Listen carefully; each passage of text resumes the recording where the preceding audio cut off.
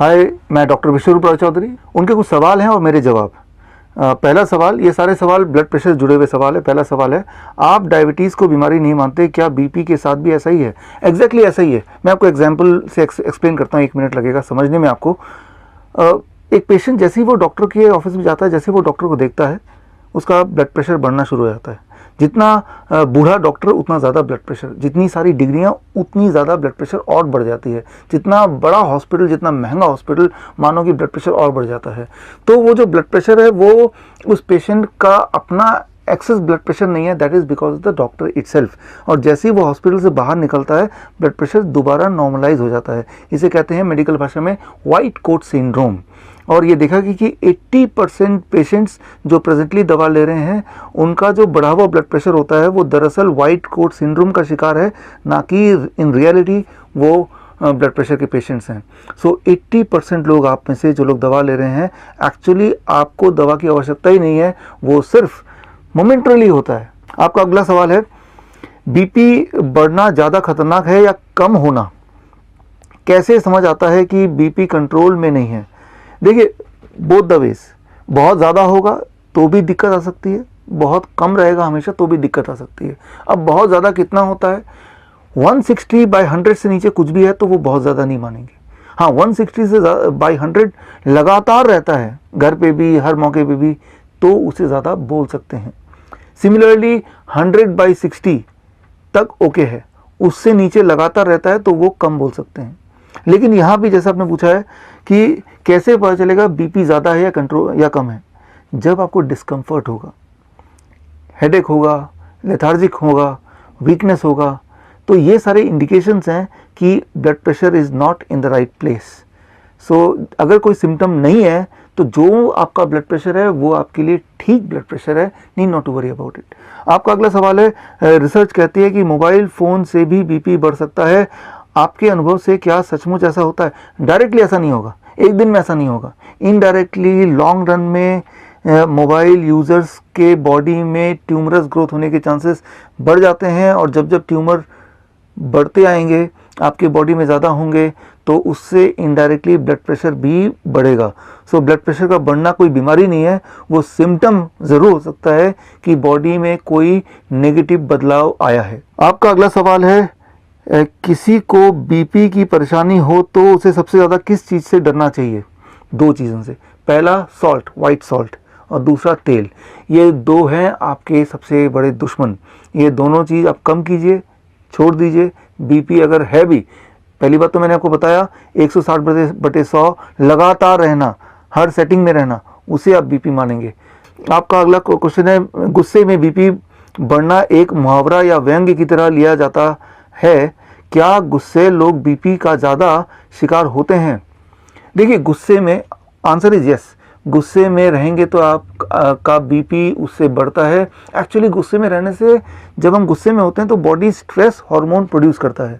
Stress hormone जो है वो हमारी बॉडी को प्रिपेयर करता है इमरजेंसी सिचुएशन को हैंडल करने के लिए।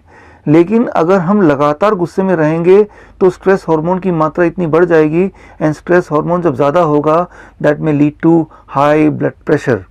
सो ये सही बात है, गुस्सा contributes to high blood pressure and that may contribute to heart attack, brain stroke, etc.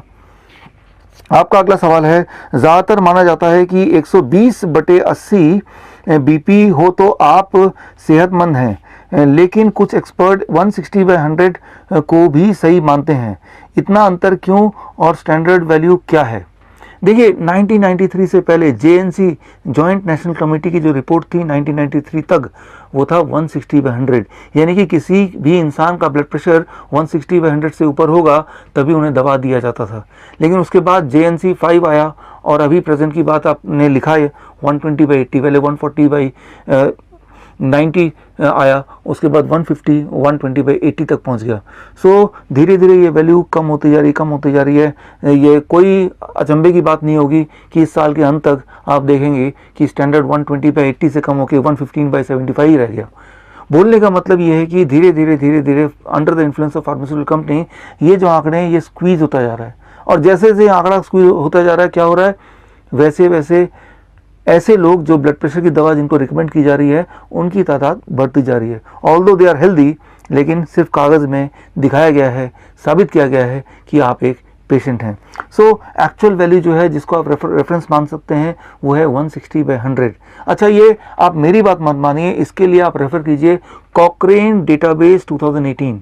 कॉक्रेन database 2018 की रिपोर्ट ये कहती है अगर किसी का ब्लड प्रेशर 160/100 से नीचे ऑलरेडी है तो उसे दवाई देने से कोई फ़ायदा नहीं है। दवा देके ब्लड प्रेशर को और घटाने से फ़ायदा की जगह नुकसान है। हाँ, अगर पेशेंट का या किसी भी इंसान का ब्लड प्रेशर 160/100 से ऊपर है और लगातार है, तभी वो असली हकदार है दवाओं का या लाइफस्टाइल को चेंज करने का। सो 160/100 is the authentic point of reference, और ये साबित किया है कॉक्रेन कोलैबोरेशन 2018 की रिपोर्ट में भी। आपका अगला सवाल है, डायबिटीज़ कंट्रोल की तरह क्या खाने पीने की आदतों का कोई फार्मूला है जिससे हर कोई अपना बीपी कंट्रोल कर सके? फार्मूला है, बहुत ही आसान। पहली चीज़, क्या नहीं लेना है। याद रखिए, कोई भी चीज़ जो एनिमल से आती है, जानवरों से आती है, उसे परहेज, उसको नहीं लेना है। जैसे डेयरी प्रोडक्ट है, एनिमल फूड है, चिकन, मटन, फिश, अंडा, ये सब चीज़ नहीं लेना, पहली चीज़। दूसरा, नमक और तेल, मैंने पहले ही बताया। एक्चुअली नमक क्या करता है, नमक आपके बॉडी में पानी को स्टोर कर देता है, और जितना ज़्यादा पानी स्टोर होगा उतना ब्लड प्रेशर बढ़ेगा। तो इन चीज़ों को हटाना है। 2 चीज़ ज़िंदगी से हटानी है और 2 चीज़ जोड़नी है। वो क्या जोड़नी है? बहुत ही सिंपल बात है। पूरे दिन भर में आपको ये देखना है कि आपके पूरे डाइट का कम से कम 50% पार्ट फ्रूट्स एंड वेजिटेबल हो, फ्रूट्स एंड रॉ वेजिटेबल।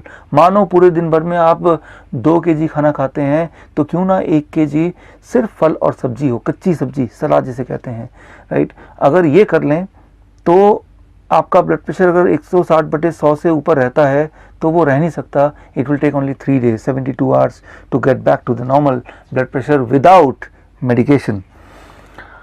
यहाँ अगला क्वेश्चन है, हम भारतीय नमक भी खूब खाते हैं और चर्बी पर भी कंट्रोल नहीं करते, ऐसे में बीपी कब और कितना खतरनाक बन जाता है? ऐसे में बीपी बहुत खतरनाक बन जाता है। एक्चुअली क्या होता है, जैसे मैंने बताया, नमक पानी को रिटेन करता है और आपका बॉडी फूलता जाता है। That is a excess water retention, और एक्सेस वाटर से सूजन होने लगती है, किडनी फेल होने लगता है, हार्ट ठीक से काम नहीं करता है, आपके बॉडी के हर ऑर्गन पर बहुत ही बुरा प्रभाव पड़ता है। आप एक्सपेरिमेंट करके देखिए, 3 दिन के लिए आप नमक छोड़ दीजिए, आप देखेंगे आपका वेट भी करीब 3 kg या 1.5 से 3 kg आपका वेट घट जाएगा। तो वो जो घटा वेट है वो फैट बर्न नहीं हुआ, वो आपकी बॉडी में जो एक्स्ट्रा वाटर था वो गायब हो गया। अब साथ में आप अपना ब्लड प्रेशर देख लीजिए, वो भी आपको कम मिलेगा। सो यानी कि वो जो एक्स्ट्रा वाटर था वो आप ढो रहे थे, वो आपके बॉडी के लिए, हार्ट के लिए, इवन लंग्स के लिए, किडनी के लिए बहुत बड़ा बर्डन था। सो यही मैं बोलूँगा कि नमक को आप ख़त्म कीजिए। कैसे? एक याद रखिए बात, बहुत ही सिंपल।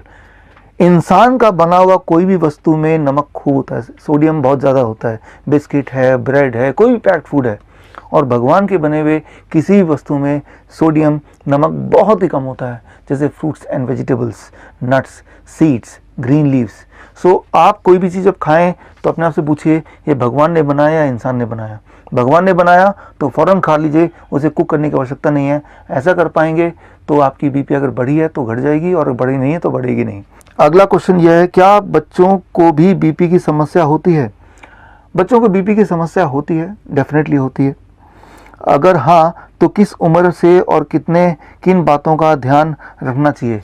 करीब 15 साल, 16 साल। उससे पहले बॉडी क्या करता है, बॉडी का एकोमोडेटिव मैकेनिज़्म है, डाइवर्जन मैकेनिज़्म है, जिसकी वजह से वो सॉल्ट कितना भी खाएंगे, चर्बी कितना भी खाएंगे, उसके बाद भी ब्लड प्रेशर एक पर्टिकुलर रेंज के अंदर ही रहेगा, because it will contribute to something else, right. वो बर्डन करेगा हार्ट और बर्डन करेगा किडनी पे ब्लड प्रेशर को मेंटेन करने के लिए।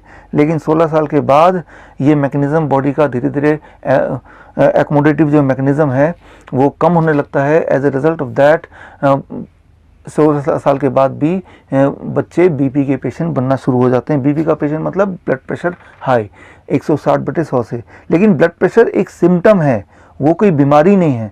ब्लड प्रेशर ज़्यादा का मतलब ये है कि बॉडी में कुछ गड़बड़ है। मैं आपको उदाहरण से समझाता हूँ। ये पाइप है, ये मैं वाटर में फिट कर देता हूँ, टैप में फिट कर देता हूँ, मान लो ये पाइप, और पानी यहाँ से बह रहा है। अब वाटर का प्रेशर है पानी टैप पाइप के अंदर। अब पाइप को अगर मैं दबा दूंगा तो यहाँ वाटर प्रेशर बढ़ेगा या घटेगा? बढ़ जाएगा, वाटर प्रेशर बढ़ जाएगा। डायमीटर जैसे जैसे पाइप का घटेगा वैसे वैसे वाटर प्रेशर बढ़ेगा। Clear? Less diameter of the pipe, more water pressure. यही बात है, यही बात हमारे बॉडी के ब्लड वेसल्स में भी है। हमारे बॉडी का जो ब्लड वेसल है वो लगभग 1,00,000 किलोमीटर तक है, और वो पाइप की तरह यहाँ पे पानी की जगह ब्लड फ्लो कर रहा है। और होता क्या है कि अंदर ब्लॉकेज हो जाते हैं। जैसे जैसे ब्लॉकेज होता है तो डायमीटर कम होने लगता है, जैसे जैसे डायमीटर कम होने लगता है so water pressure blood pressure बढ़ने लगता है, ब्लड प्रेशर बढ़ जाता है। सो जब भी ब्लड प्रेशर ज़्यादा होगा किसी का लगातार, इसका मतलब उसके बॉडी के अंदर, पूरे बॉडी में हज़ारों जगह पे ब्लड वेसल्स के अंदर छोटे छोटे ब्लॉकेजेस हैं, और वो कई सारे जब ब्लॉकेज बन जाते हैं तो बॉडी एकोमोडेट करने के लिए, ब्लड सर्कुलेट करने के लिए ठीक से ब्लड का प्रेशर ऑटोमेटिकली बढ़ा देती है।